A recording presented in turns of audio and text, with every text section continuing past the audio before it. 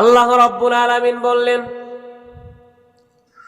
শুধু 700 গুণ সব নয়, রমজান মাসের জন্য এর চাইতে আরো ঊর্ধ্বে।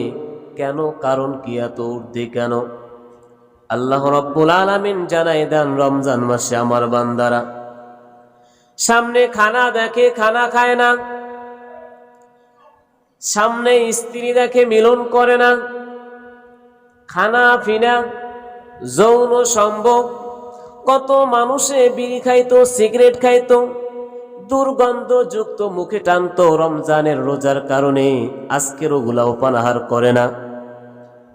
আমার আল্লাহ বলেন, ও ফেরেশতারা তোমরা সাক্ষী থাকো, যে সমস্ত বান্দারা রমজান পেয়ে আমাকে ভয় করে খানা পিনা সব কিছু ছেড়ে দিয়ে আমি আল্লাহকে ভয় করে তাকওয়া অর্জন করার চেষ্টা করে, আমি আল্লাহ নিজ হাতে উহার পুরস্কার দান করব। সুবহানাল্লাহ। আরো জোরে বলুন সুবহানাল্লাহ। এই রোজাদারের পুরস্কার একমাত্র আল্লাহ দান করবেন। কে দান করবে? জোরে বলেন, কে দান করবে? রোজা কিন্তু সেই রকমের হইতে হবে, রোজা কিন্তু সেই রকমের হতে হবে। ওই যে রোজার গত সপ্তাহে বলছিলাম যে রোজা রেখে মিথ্যা কথা বলা যাবে না, মিথ্যা কসম খাওয়া যাবে না, চুগলখুরি করা যাবে না, সমালোচনা করা যাবে না, এবং পর নারীর দিকে তাকানো যাবে না। রোজা কিন্তু সেই রকমের হইতে হবে, রোজা যেন দুর্বল না হয়ে যায়।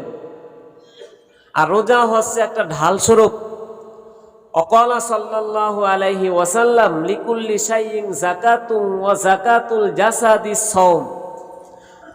আল্লাহর পয়গম্বর বললেন, রোজা হচ্ছে একটা শরীরের জাকাত, শরীরের জাকাত। জোরে বলেন সুবহানাল্লাহ।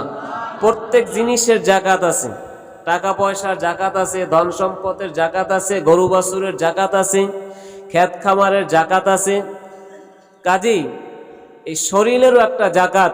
11 মাস খেয়ে মোটা তাজা হয়েছে, এখন এই যত আকাম উকাম আছে, যত গুনাহ হয়েছে, যত হারাম পথে অর্জন করে খাইছে, রক্ত হয়েছে, স্বাস্থ্য হয়েছে, এই সমস্ত সব কিছু থেকে বিরত আল্লাহর কাছে পানা চাইতে হবে। এই জন্য একটা জাকাত দিয়ে দিয়েছেন, তোমাদের শরীরের একটা জাকাত দিলাম, তোমরা রোজা রেখে শরীরের জাকাত অর্জন করো, হক আদায় করো। আল্লাহ রাব্বুল আলামিন বললেন, রোজাদারের জন্য 2টি আনন্দ।